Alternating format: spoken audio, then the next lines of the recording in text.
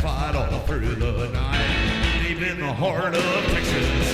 The trailer park is nice and dark, deep in the heart of Texas.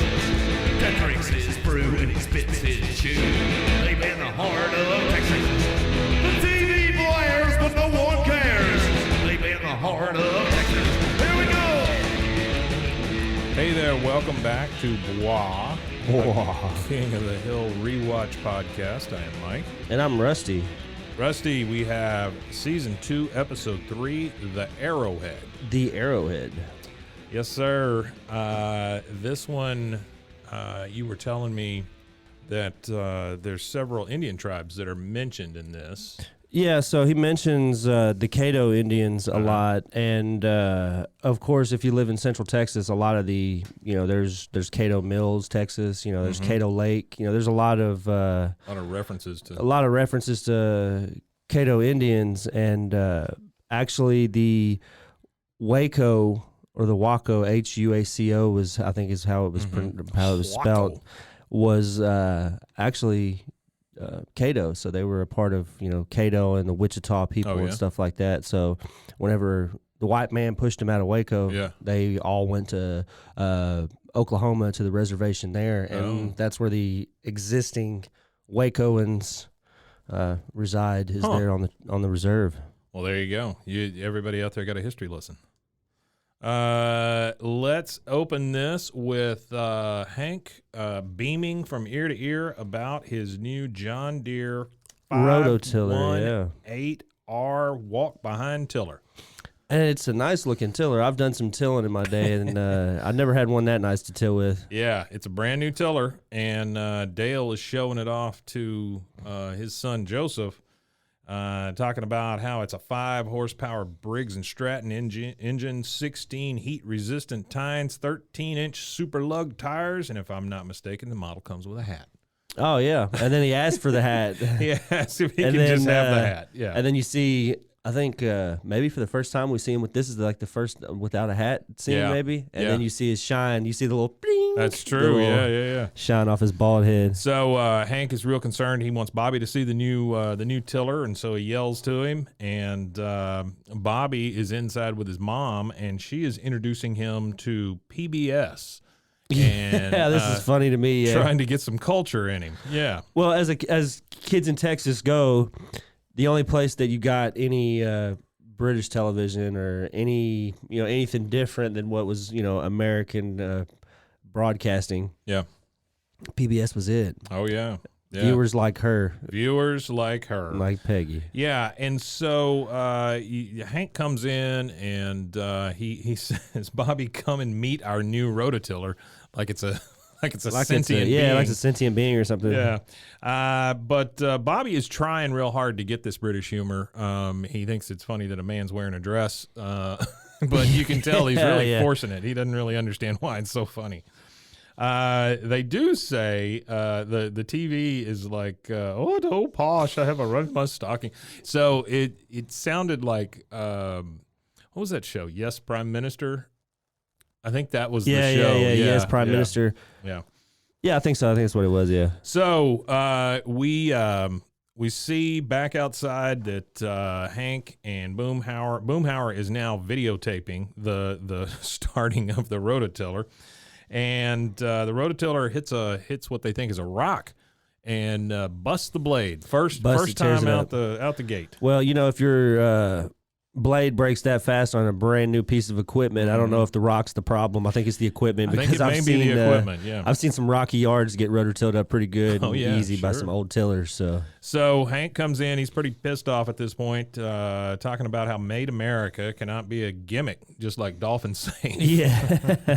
It's got to stand for something. It's got to stand for something. But he tells Bobby about the rock busting up his rototiller. And when he holds it up, Peggy is taken aback. She says, that's no rock, it's an arrowhead, an Indian arrowhead. Well, and she only knows this because she led a field trip to the Museum of Texas Cultures one time. That's right. That's right. A little girl swallowed one like that by mistake. She thought it was a rock too. Yeah. I love that. It's just I love those kind of little comments like that where it's just an aside. It doesn't mean anything. It doesn't mean anything at all. It's just a little joke. Yeah. So Bobby like this joke right here too. Yeah. Bobby pipes up and says, we don't call them Indians anymore. We learned that in school. You call them Native Americans, just like saying same-sex partner instead of and boom. Boy, yeah, they shut him down quick. Well, it's kind of funny here.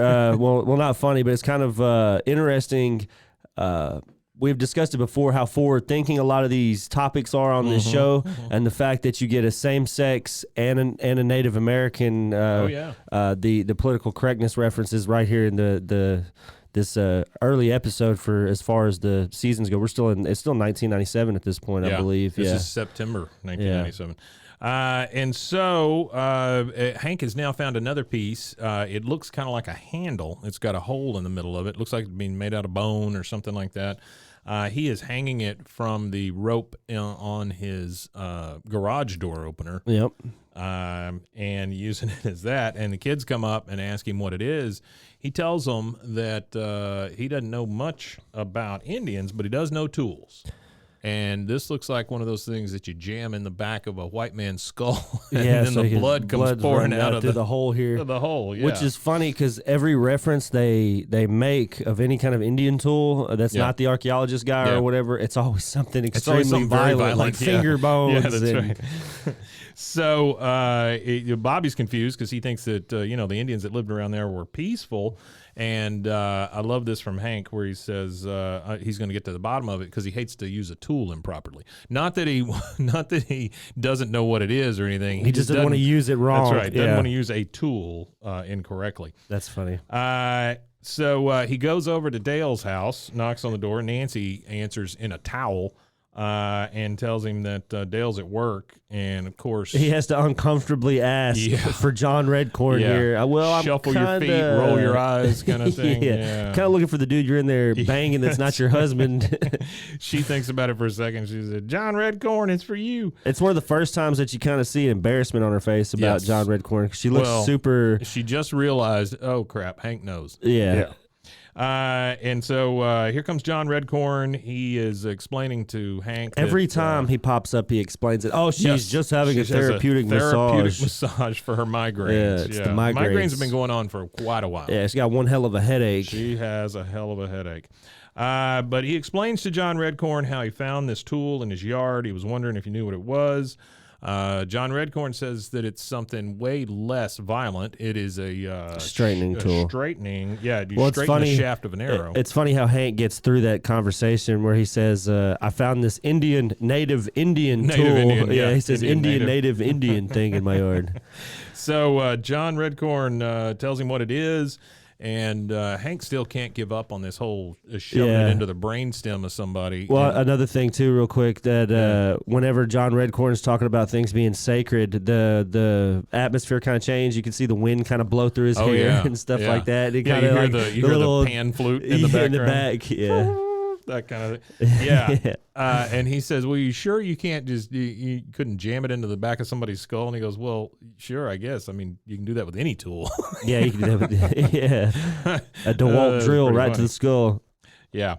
And so he asked him how much he thinks it's worth. And John Redcorn tells him that, those kind of things are sacred. He really needs to think twice before he tries to sell it to somebody, but he could probably get $50. Yeah. I've done some digging around before, Mike. Yeah. I did paleontology, though, not archaeology. Yeah.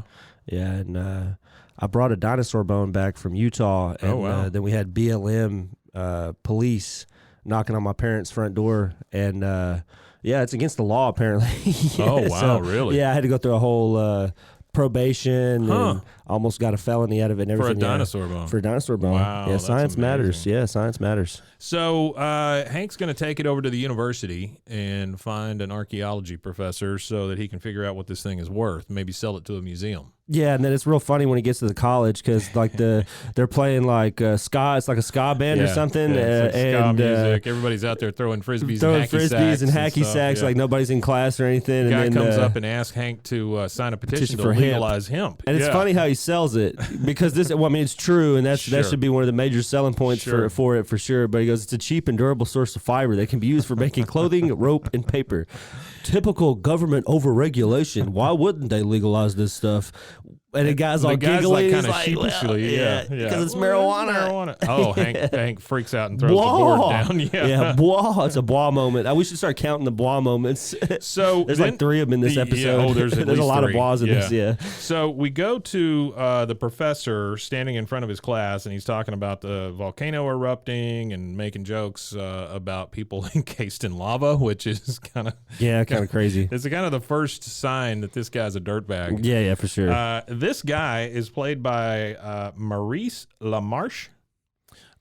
He is from Canada. He is a professional voice actor. I thought it was somebody else, and so I looked this guy up on IMDb. This guy, you talk about a prolific voice actor. Futurama, Pinky and the Brain, Simpsons, Futurama twice I wrote down, Rick and Morty, American Dad, SpongeBob, Powerpuff Girls, Frozen. That's just a short amount of stuff that he's been in. Oh, wow. I didn't know that. I didn't look him up. I thought he was, see, that was good. That's good on you for that. It's usually me digging up that stuff. Yeah. Well, I thought he was just a regular voice actor because I didn't recognize his voice from anything. Usually I'll recognize a voice and I'm like, well, I know that's an actor and I just can't remember their name or something. It might, There's a certain like silver-haired actor that I thought that's who that was, but it was not. It is Maurice LaMarche, again from Canada. He's been in. If you've watched a cartoon, probably in the last 20 years, he's probably been in it. Oh, that's awesome. Yeah. So here is Hank trying to get into this classroom after they're letting out. He runs into several students who are idealizing one cause or another. One girl comes out and he looks at the shirt, and it's like a very feminist thing on the front of her shirt. Oh yeah, and she yells at him and says, "They're breasts, big deal." Yeah, they're breasts, which doesn't really faze Hank. He's just like whatever. Yeah. And so he goes in and he introduces himself to the professor. And tells him how he left a voicemail. It said to press pound, but he did, and then the guy interrupts him. Again, you can tell from the get-go that this guy's just a jerk. Yeah, and I think that's what they're trying to do is make this academic guy seem more intelligent than the natives, the local native Texans. And so he tries to, I guess, condescending. He's very condescending. Really, really condescending. Yes. Hoity-toity. So Hank tells him that he's got an arrowhead and a straightener, and ask him what he thinks they're worth. The guy says, "Oh, arrowhead, that's worth nothing. It's garbage. Here, I'll throw it away." Yeah, he's probably that's pretty ballsy right there. He's probably one of those Dallas debutantes. Yeah, he is a Dallas debutante. Lock your doors. And then he talks about the straightener. He says, they might have traded this for a new loincloth, and I love this interaction right here. He might have traded it for a loincloth, and he goes, "What's a crotch-sized piece of leather go for these days?" Hank goes, "I certainly do not know." So he ends up giving him $10 for it because he tells him that the Native Americans thought everything was sacred: the sun, the dirt, the air you're breathing. By the way, you owe me for that. Yeah, just being a jackass. Yeah, and so Hank's just like, okay, you know what? I'll take the $10. And so he takes it, and then he says, "Count it. It's all there." Like a jackass. Like you can't count $10. Yeah, like he gave it to him in quarters or something. And so you see Hank leave, and then this professor starts digging in the trash to get all that stuff out, puts it in a bag because it is worth something. It's worth something. Yeah. And so now we're back at the Hank Hill house, and Peggy is irate because Hank sold the stuff for $10. She says it belongs to both of us. This house belongs to both of us. And he said, he a little bit of a callback. He goes, I got $10 for something Bobby probably would have just swallowed anyway. Yeah, which Bobby's like 11 or 12. Yeah, why would he 12. be swallowing arrowheads? I don't know. Kid's eating rocks, apparently. Peggy says, those objects were cultural. They could have expanded Bobby's mind. And then I, for one, want my son's brain to swell up as big as it'll go. Yeah, she wants him to have encephaly. Yeah, encephalitis or whatever it is. Yeah. Next thing we see is Hank's walking into the kitchen. It's the next morning, and he's taken back by Bobby and Luann sitting there eating fried chicken, a bucket of chicken for breakfast.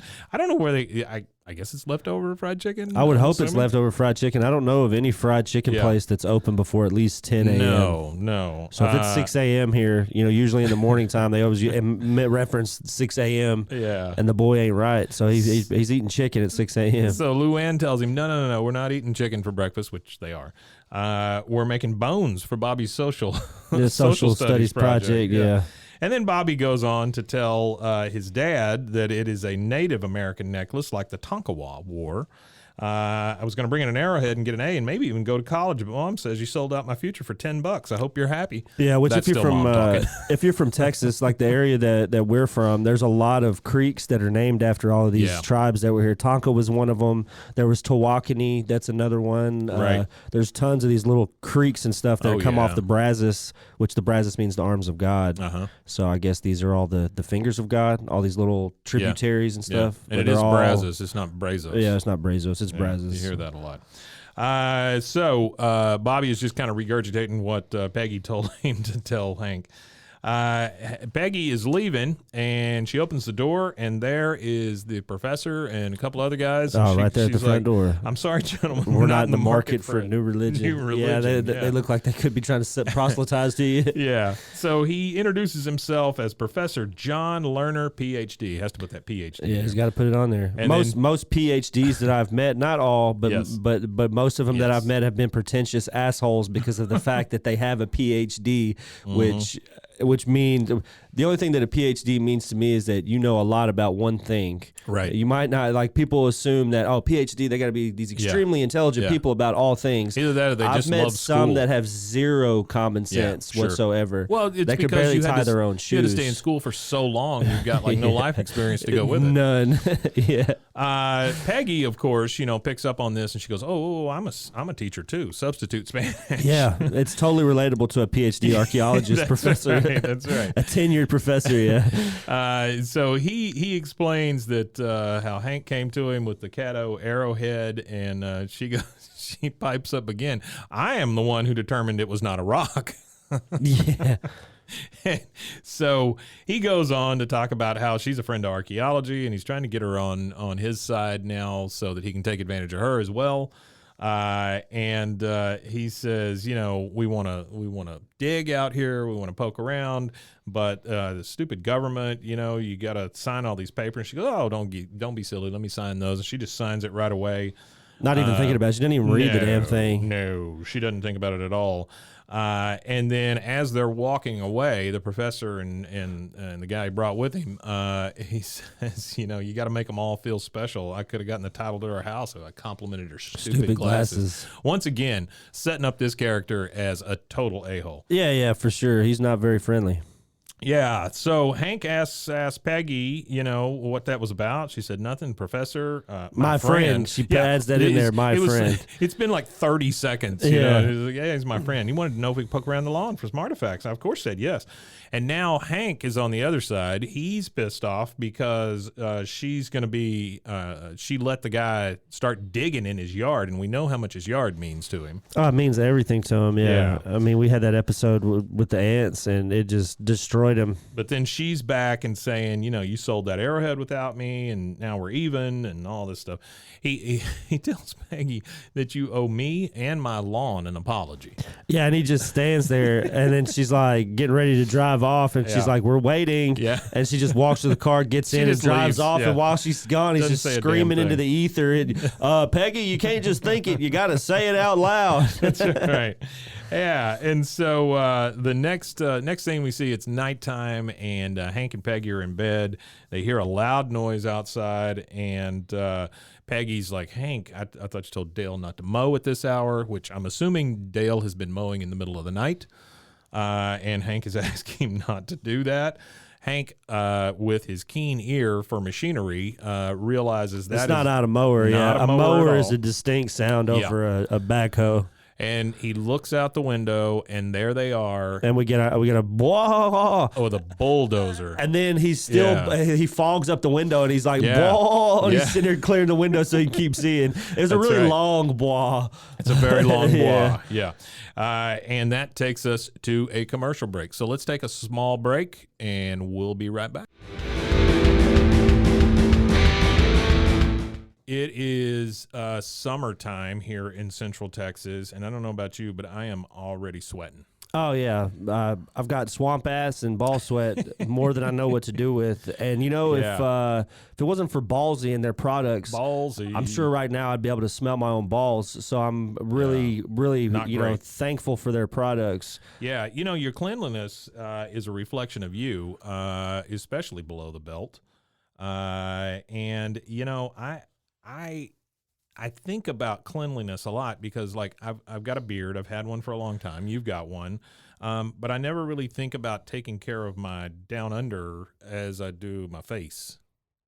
Oh, yeah, absolutely. I don't think that a lot of people, think about keeping their balls clean and fresh. No. I think that's an endemic in males is keeping our groin area clean. Yeah, because, I mean, it's no secret that balls are prone to odor, sweat, irritation. So you need something like Ballsy. Yeah, so guys, you need to upgrade your balls game with Ballsy. Yep. They've got quality, long-lasting products formulated to keep you fresh, comfortable, and confident. And for me, I tried out the Ballsy trimmer, the beard trimmer part of it. I shaved my mustache with it. That's the cool thing. It comes with both heads. It comes with both heads. So it's not like you have to use the same head on your face as you do your intimate regions. Yeah, your intimate regions. Yeah. So they got your sack covered with a ball wash, sack spray, and more. And I'll attest to the ball wash. My balls have never smelled cleaner and felt fresher ever in the entirety of my life. So yeah, I took a small sample of friends and family, and they said my balls smelled wonderful. Well, that's good. Yeah, that's good. My dog told me. It was uncomfortable after that. Yeah, I'm sure it was. Yeah.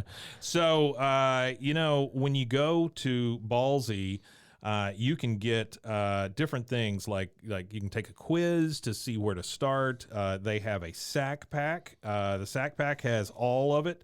It's the trifecta. It is the ultimate trifecta of products, specially formulated to take care of your most prized possessions, which should be your balls. And the big thing is it is made right here in the U.S. of A. In the U.S. of A. That's right. And it always will be.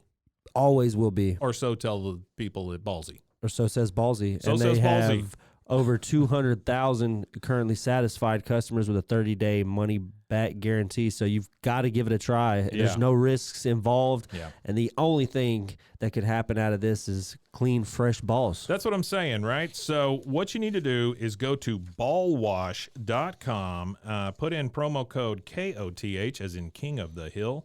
So ballwash.com, promo code KOTH, and you'll receive 20% off your order of $50 or more. That's 20% off when you go to ballwash.com and put in promo code KOTH. So says Ballsy.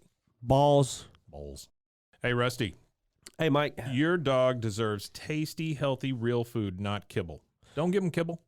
No, I like to give my dog food that's created by a vet that exceeds all industry standards. Fresh dog food, stable life. A stable shelf life and affordable.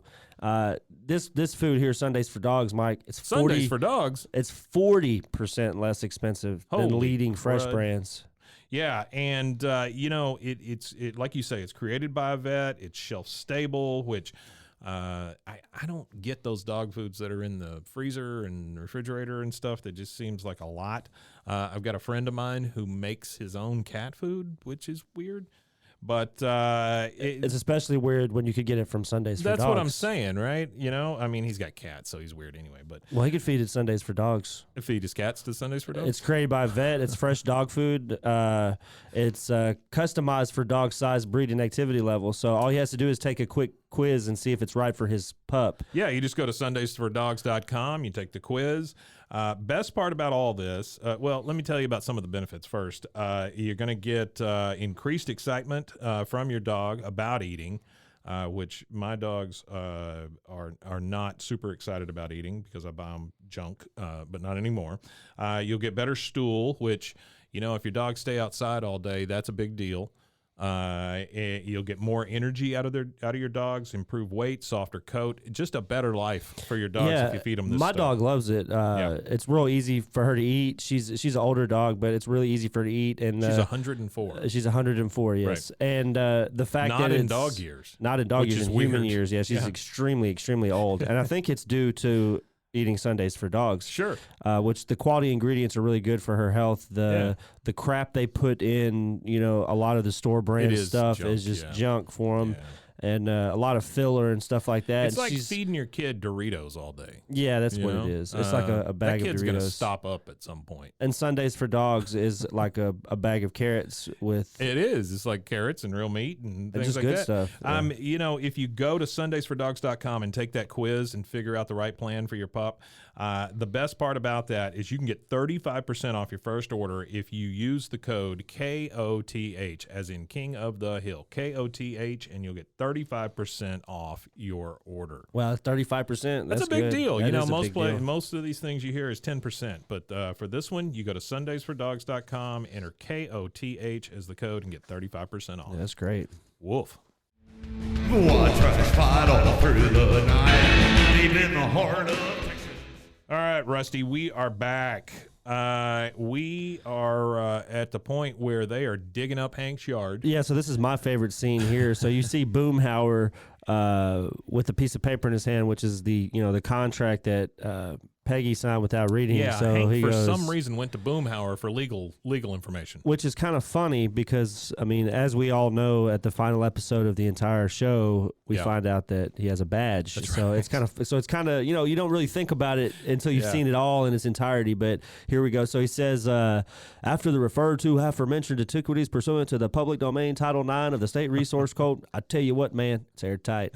Hank is like, I didn't understand a word you said, Boomhauer. Damn legalese. Yeah, he understood it, but he didn't understand it. Yeah, he knew what he was saying, but he didn't know what he was saying. Yeah. Which is always funny because everybody, it was kind of like that one scene with the crane, the whooping crane, and he tells the whole story to that cop, and he goes, "Well, okay," he didn't understand a word he said. So Hank is. Again, this is funny. Damn legalese. And then he says, I never thought I'd see the day when my own government would go around stealing other people's land. That's all the freaking That's all the government does. And then you see, this is kind of funny here because you look at Bill's face and Bill looks all disappointed. And he said, think about it, Hank. Isn't that what happened to the people who lived here before us? Yeah. And he's like slowly like drinking his beer and then he's done, and he just walks off the camera. I don't know if you remember, but in the late 70s, early 80s, there was a commercial on TV with the Indian that looked at all the litter on the side of the roads, and he looked at the camera, and he would have one single tear coming down his... No, that's not a commercial I've seen. Yeah, so that's what this is echoing, is that commercial. That commercial. Yeah, because he has the one little tear, and then he takes the can, just crumples it up, and throws it on the ground. Yeah, throws it in the hole. Yeah, Hank gets pretty riled up at this point because they're tearing out his hedges. I mean, it's one thing if you got to dig in the ground for arrowheads, but start tearing out my hedges? Yeah, that's crazy. That's a lot. Well, that's the thing is like you just mentioned, he threw the beer can down. All archaeology is like cleaning up old, really old litter. Yeah. So if we didn't litter, really we would be putting an archaeologist out of a job 1,000 years from now. That's right. 1,000 years from now, they're going to find Bill's beer can. Don't mess with Texas, but please leave something for somebody else to find 1,000 years from now. So when they pull up this hedge, Hank is concerned because that is his privacy hedge. And we find out that is covering I don't know why he doesn't have shades or something, but it's covering the window in the bathroom. Or a fogged glass or something, like scratched glass. Because there's old Luann shaving her legs, and she goes, hey, Uncle Hank, I hope you don't mind I borrowed your razor. And if you look at the razor, too, I don't know why I noticed this, but it's one of the older safety razors. Oh, yeah? So it's like one of the metal safety razors where you put the blade in. Yeah. And I thought that was kind of funny from Hank. I always thought that was so ironic they called it a safety razor. A safety razor when it was extremely dangerous. Yeah. So this sets Hank off. He's like, that's it. Everybody off my property. Don't get me to call the cops.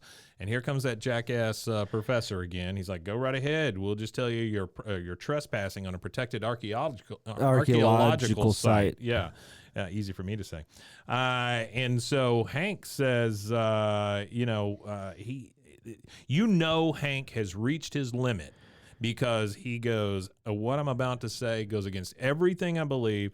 But you're sued, and you're sued, and you're sued, and you're all witnesses. It was hilarious. I thought that was funny because like that's how you sue people. You just go, you're sued. It's a very Texas cultural thing. There's everybody wants to sue somebody for something, and then there's so many like billboards with law firms. Yeah. It's got to be like a high percentage of Texas billboards are all law firms. Hank also kind of gets caught up in it, and he goes, I want all your names, and I don't want any Seymour Butts or IP Freelies because my wife's a substitute teacher. I know all the tricks. Yeah, I know all the tricks.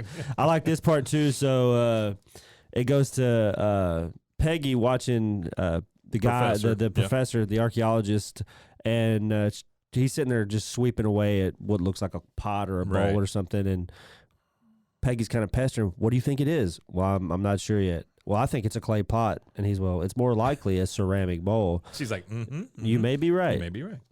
Yeah. And so he's just like, would you excuse me? And he leaves.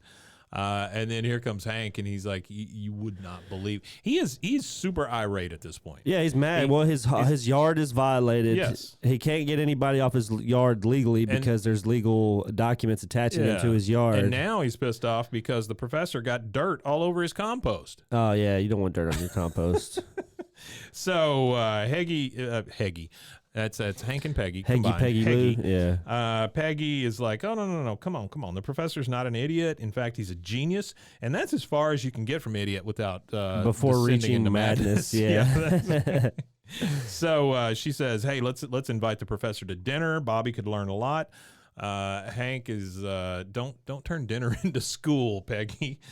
Dinner's one of the few things that Bobby's good at. And then she agrees with him. She goes, he is good with a fork and knife. I will grant you that. But she says, he could learn the art of conversation or how to drink without a straw. And drinking without a straw. So I've been around some. I mean, you too probably. You're an academic. Yeah. I've been around some like extremely educated people, and none of them ever acted. I mean, I say none of them, but the ones that I liked never acted like that. So right. So when the next thing we see, we've got the family dinner, and the professor's sitting there, and he's regaling them with a story of how he knew he was going to be get into archaeology when the King Tut exhibit came to his hometown, and he just stood there and went, I can do better. Which shows how much of a jackass he is, because the King Tut exhibit is like the reason, like some of that Egyptology is like the reason why archaeology was so quote unquote cool.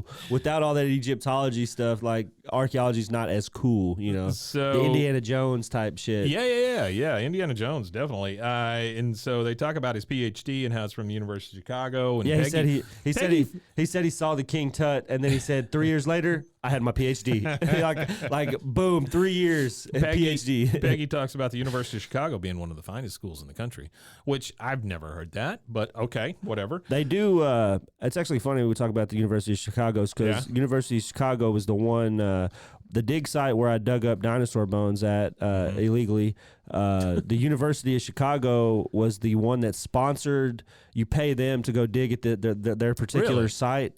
And I went off their site to dig. I didn't dig on their site. We dug out in the middle of nowhere. But you go out there, and it's actually the University of Chicago's site that you dig with. So it's cool that they talk about to make that connection. I don't know if that Chicago I don't know if they have a large archaeology program, but I imagine if they have a dig site in Utah and Chicago's that way, so it's got to be decent. Sure. And then he goes here when he said they don't even have a football team, which is a lie because they are NCAA Division III. They're not a D1 school, but they're a Division III school, and pretty decent size as far as D3 goes. They're a pretty decent sized D3 program. Wow, look at you investigating the University of Well, Chicago. I know a little team. bit about college football, not a lot. I only care about football for fantasy football, so you got to keep up with some of the new and upcoming. Sure, but I don't really know of anybody that comes from the University of Chicago. So the guy again flaunting his useless knowledge tells Bobby how the Caddo Indians played a game like football. They called it chunky, only they used sticks and dirt and rolling discs of stone, which is completely different. And so Bobby's like, "Tell me more, Professor. Is that right, Mom?" So she is really probing Bobby and preparing Bobby for all these questions with his dad, with the professor, with everybody. Wants him to look smart. Yeah, so I actually looked up that chunky or whatever it was. Yeah. That is an actual sport that they played, and it was kind of funny though because a lot of it, the translation of the name chunky or chenko or whatever you want to call it, means running hard labor. Running hard labor. And they used to have a lot of gambling associated with the game, people wagering everything they owned on the outcome and stuff like that. And some of the losers of the game were even known to commit suicide. Oh my goodness! So it was a very serious, Wow. very serious sport. That rarely happens in professional football. Yeah, but it was native. It was a Native American thing, obviously, but it was the Muskogee, the Chickasaw, the Choctaw, Sure. which are all Indians that are Native Americans that were in the Central Texas area. Peggy says, if they could play chunky with a stone disc, why couldn't they invent the wheel? You can just blow my mind and leave. Can't just blow my mind and leave. This whole scene right here is kind of fucked up for Peggy. Yeah, he talks about how maybe Bobby and she could assist the archaeologist in the morning. She gets super excited because anytime Peggy is invited to do anything that even is close to college or teaching or smart, she wants in on it. Yeah, absolutely. And so she's super excited because this is her first dig. And then, of course, here comes the jackass. He's talking about, how he remembers his first dig, and he discovered this BWAAA bracelet. It's the real. He says that the one he's got on is fake because the real one is very fragile. It doesn't go well with his sweater. Yeah. And then Bobby still thinking about PBS. He's like, "Ha, that's funny. A man wearing jewelry like on PBS." Like on PBS, yeah. So you know that Hank is not a gold chain wearer.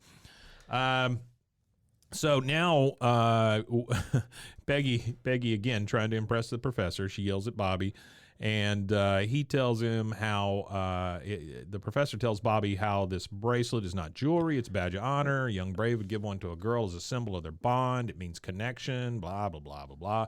And then Hank is like, oh, yeah, it's kind of like aloha. It means hello and goodbye. And then the professor's like, well, it's actually more, aloha, goodbye. Yeah, goodbye. Hank's just getting rid of him. Yeah. And so...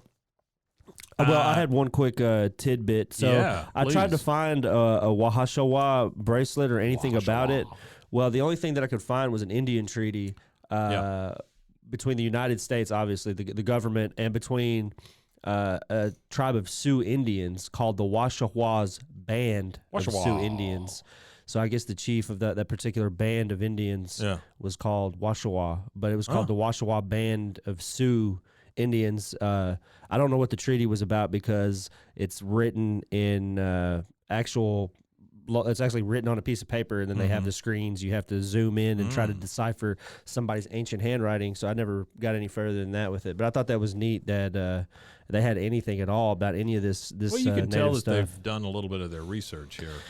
Yeah, they did, which is cool because Mike Judge himself is from Ecuador, and Ecuador has a heavy, native population. So this is not the last time Native American stuff comes up in King of the Hill either. It comes up all the time. Yeah, it comes up all the time, Yep.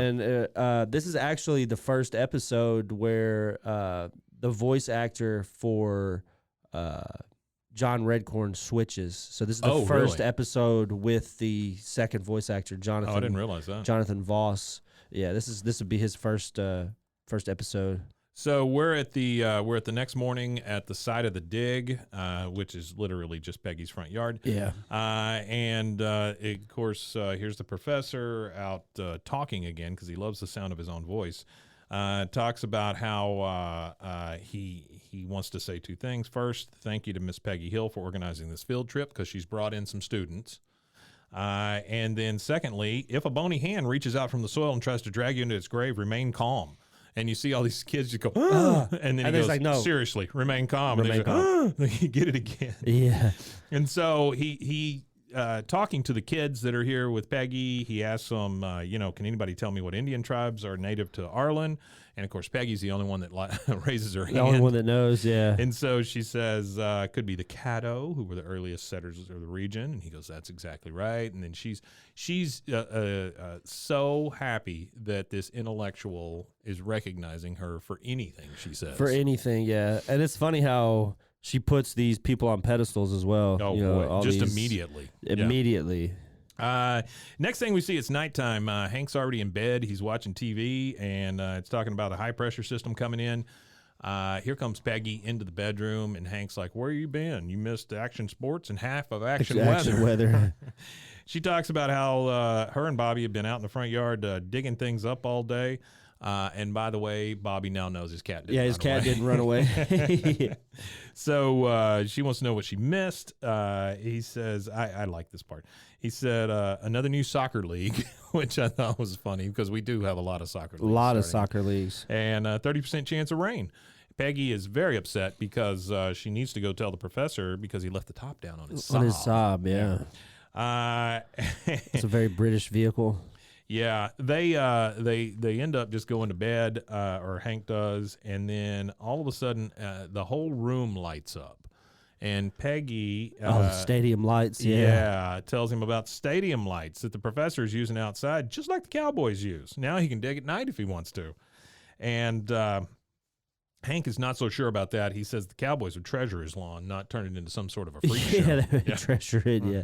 Because you talk about putting people on pedestals. Cowboys are on a pedestal for him. I'm sure they care about his lawn. Yeah. And Peggy, again, defending the professor, defending this dig. She's like, it hasn't been all bad, Hank. We may have lost a lawn, but Bobby gained a role model.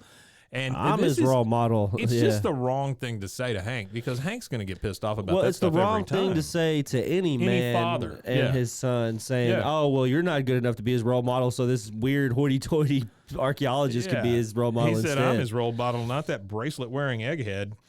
And then Peggy's like, I don't see what you have against the professor. Well, I'll benefit for spending more time with him. Now, if you'll excuse me, I have to go warn him because his Saab has leather seats. But speaking about role models, it's funny. There was a story I was reading on Reddit about a guy who grew up with no parents and no dad or nothing like that. And he said that as a teenager, he discovered King of the Hill. And he watched King of the Hill. And he said he started to emulate Hank in his life. So he would ask himself, what would Hank do in this situation? And in different, because he said he never had he never had any advice from a father, never had any of these figures in his life. So I'm a big fan of King of the Hill and of Hank, but I don't know that I would live my life thinking what would Hank do in this situation. I don't know. There's been some iffy, things. Questionable things, but I thought that was neat. That like when we get to the crack episode, that's a little. Well, I don't know that there was no malintent. Yeah. You're just trying to catch a couple good fish. Yeah, I get that. I mean, if it works, it works, right? That's true. Yeah, bait is bait. Bait is bait. So now the professor is out there showing them how to brush things away and talking to Peggy, getting really close to her, and she's kind of like giggling and stuff. Yeah, she got red in the face when he gave her that when he was talking about that bracelet. So here's Dale, always a fountain of good knowledge. He says, I know what you're thinking, Hank. It's not true. Every once in a while, a guy suspects his wife has a thing for another man. And, of course, we all know, that John Redcorn is screwing his wife. Yeah. But he is the last one to know. He tells him, Hank is like, I'm not thinking that at all. I'm thinking about cheese logs. So very random. Awkwardly talking about cheese logs, yeah. But Dale goes ahead and tells him how Nancy is going to Corpus Christi this weekend for a migraine. But he's trying to comfort him. Migraine workshop. Yeah, I don't know what that is. Whatever. Okay. And I'm suspicious as hell. Yeah. Yeah. But then he says, good thing John Redcoin's going with her because he can keep an eye on things. Yeah. Feel better. Bring me back a shot glass. Yeah. Next we see Hank. He is in the garage making something. And here comes Bill asking him what he's making. He goes, I'm going to make a problem go away. And so Bill, of course, assumes he's got possums. Which, actually, possums, fun fact, you're not supposed to kill or harm possums because of the function they perform for the ecosystem. So they eat a lot of the things you don't want. Possums are a weird animal. I've seen a lot of like mama possums running around with all their babies strapped to them, and their babies fall off all the time. Yeah. And they don't go back and get them. No, that's it. They're just like, screw it. Yeah. Now I got 7. Survival of the fittest. Yeah, if you're not fit enough to hold on when mom's hauling ass, guess, man. you're out of there. Yeah. Or maybe she goes back and gets him later. So Hank tells him how, no, it's about this archaeologist. And Bill's like, you know what works for me? A cap full of arsenic in the side of bacon. Yeah, that would be murder, That'd Bill. be murder, Bill. Yeah, you can't murder the archaeologist. Yeah. So Hank tells Bill that he's making a fake artifact and he's going to put it out there, and then he's going to discredit this intellectual because he's going to find this thing, think it's a real thing. Bill's like, I just mainly know about possums. So we see the professor out digging, and Hank's kind of standing over the hole. He's like, you find anything? Not yet. You've been here all morning. You turned up something by now.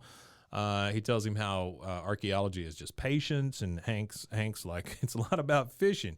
It's a lot like fishing. If you don't catch something here, you move over to another place. Maybe you should dig over there. Yeah. Giving away his whole... Well, what I think was funny, like when he was making that fake artifact, how he had like all the tools out. He was just looking, and I was kind of disappointed that he didn't create a... something that was realistic. I was thinking he was going to have this badass craftsmanship. Yeah, basically he just took Bobby's thing and roughed it up. You know, a bunch of chicken bones. But he throws it in the hole, and Peggy ends up finding it, and she's like, Professor, come quick, I found something. And Hank is like, no, leave it alone, because she wasn't supposed to find it. You don't know what you're doing. Yeah, he kind of pisses her off. You don't know what you're doing, and she's like, is that what you think? I'm not sure the professor would agree with you. Yeah, she thinks that Hank thinks she's stupid. Which he does think she's stupid. Yeah. A lot of the time. Yeah. But he's not trying to insult her intelligence here. He was just... But then here comes the professor, right? She's like, Professor, what do you think it is? And he's like, oh, no. Peggy, you tell us what you think it is. Because he's just manipulating being the situation. Jerk. Yeah. He personally looked at it and saw what it was. Anybody that's... You could tell bone that has been sitting in the ground for a long time over one that's not. Right. So the fact that this bone, having sat there for thousands of years, would have permineralized and turned into essentially a rock. It would have, all of the material would have been replaced, and it would have been just solid as a rock, not soft like a chicken bone. Yeah, sure. But to go out of his way and make Peggy feel like crap, he dissects says, it for her, Yeah, he's like, what do you think it is? And she says, oh, it's most likely a Tonkawa warrior necklace made from the finger bones of his enemies. Yeah, she says she starts counting. I put 2 and 2 together and added a thumb. Yeah. She said, well, he goes, how did you come to that conclusion? She's like, they're bones. Roughly the size of fingers. Yeah. And I just put 2 and 2 together, like you said. And added a thumb. Yeah. And then he's like, I just got a crazy idea. Let's find out what it really is. Which he's a jackass. Just That's being a jackass. Yeah, the guy's just a jerk. And then he hands it to Scott. Looks like a bunch of chicken bones. It looks like my Correct. chicken bone. Barbara. Scratched up with a belt sander. Of course. Andrea. And tied together with kite string. Bingo. They make it look so easy, don't they? You know their secret? They're archaeologists. And Peggy's like, what? I get it. Archaeologist. I'm such an idiot. It's just so crappy. And people make Peggy feel like that a lot. Yeah, it's funny. He goes, they're not so smart, Peggy. I didn't use kite string. I used baling twine. Hank thinks he's got him. Which, for those of you that don't know what baling twine is the twine that they use to tie bales of hay together. Here's where we get the real touching part of this episode. Peggy immediately thinks that Hank's trying to make her look stupid. Peak, yep, if you will. And he's like, I wasn't trying to make you look stupid. You're the only one I respect. I was trying to make him look stupid. And she goes, oh.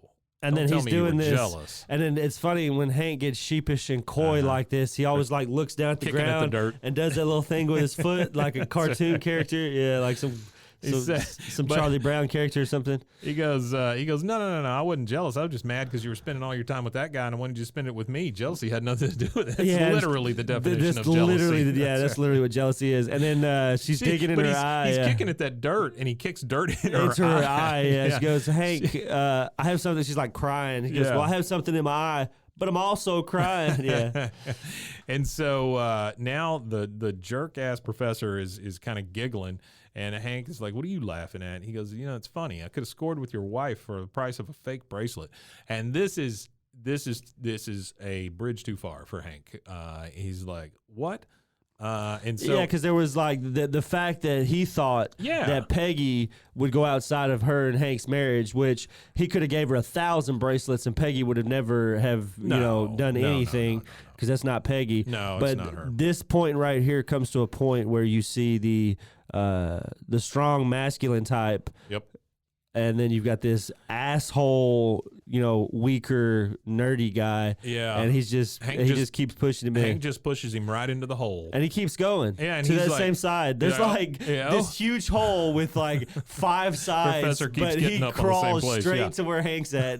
It's like he enjoyed getting pushed in. He says, "You know what? This is funny because you're the one that looks stupid now. You keep pushing me in this hole." Yeah. And what he says, violence doesn't solve anything. Let's just discuss this. He goes, well, you know what's ironic about this? You're the one who looks stupid now. Yeah. So you're stronger than I am. Himself. You've proven that. And so I'm starting to really enjoy this. I want you to push me in the hole. I'm starting to enjoy this really. It goes to credits, so it blacks out and it goes to credits, and he goes, I'm starting to enjoy this. Push me again. And then you hear Bobby. Okay. Okay. And then you hear the guy hit the hole again. So I guess to wrap it up, the writers of this episode, it's again the duo Jonathan Aibel and Glenn Berger, the Planes. I think they did Kung Fu Panda guys. Oh, okay. And then it was directed by the Planes guy. He directed Planes, Klay Hall. Ah. So that was the creators of this particular episode, which aired October 19th, 1997. Oh, it's October. October. This is a great episode, and it just shows the bond between Peggy and Hank. Which a lot of these episodes do. It comes down to the fact that they are truly soulmates and in love, and they would never do anything to hurt each other. There was a low-key reference to The Simpsons as well. Oh, yeah? With whenever Hank says, I don't want any Seymour Butts or IP Freelies. Oh, yeah. That's two things that that Bart uses when he calls his Moe's Tavern. So it's a little bit of... So that trivia. is the end of season 2, episode 3, The Arrow. Hey, we're just rolling through. Man. Season 2, already We're on episode 3. That's great. Now we're rolling through it. Well, guys, if you want to check us out, go to roguemedianetwork.com. You want to give us the socials? Yeah, you go to BWAAA, BWAAAKOTH. That's BWAAAKOTH at Instagram, Twitter, TikTok, and Facebook. There you go. Well, guys, until next time, enjoy your life, I guess. I don't know where I was going. What was with the that. stinger? The stinger at the end was I could keep doing this all day. Like at the very end, he's still being pushed in the hole, and somebody's still pushing him, whether it's Hank or Bobby, I don't know. But yeah, it's just the professor going, I can do this all day. Oh, okay. All right, guys, join us again next time. Season 2, episode 4 coming up. Don't forget to buy Sundays for Dogs and Ballsy. Wimitanye.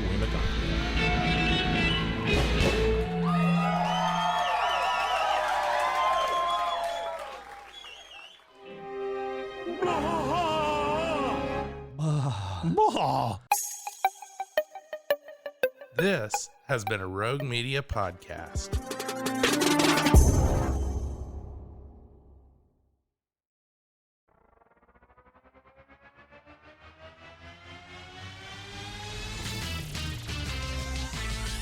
Frozen, heroes. Gonna tell you about frozen heroes. Gonna tell you about. Hey, I'm Zach. And I'm Mike. And we have a fantastic new podcast to tell you about. Bros, Foes, and Heroes. It's the two of us looking into the world of comics, breaking down some characters that you may have never heard of, and some that are just absolutely ridiculous. Yeah, so Zach comes up with a character each time, and I go into it just completely blind. I don't know who this person is or what their abilities are or anything. And basically, I guess we kind of go over their origin story and just some of the ridiculous stuff that maybe, especially Golden Age stuff. Oh, Golden Age stuff is always the best, and we will make sure to highlight all of the shenanigans and just absolute weirdness of everything. Yeah, that's right. So subscribe today and follow us on Instagram at Bros Foes Heroes. And if you don't, I know where you live. Not really, but please subscribe. Bros and foes and heroes. Gonna tell you about bros and foes and heroes. Gonna tell you about.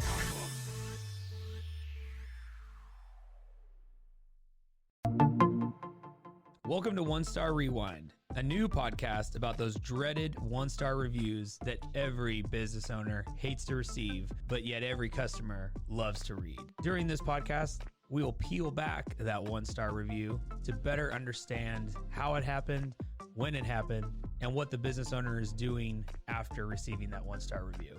This podcast will be about love, hate, and laughter. On One Star Rewind, we will meet with real business owners who will tell their stories and how they do rely on reviews for their business. Follow us on Facebook, Instagram, or download us at roguemedianetwork.com. Please subscribe, but only rate and review for not a one-star review. Join us each time for a new review and a new story.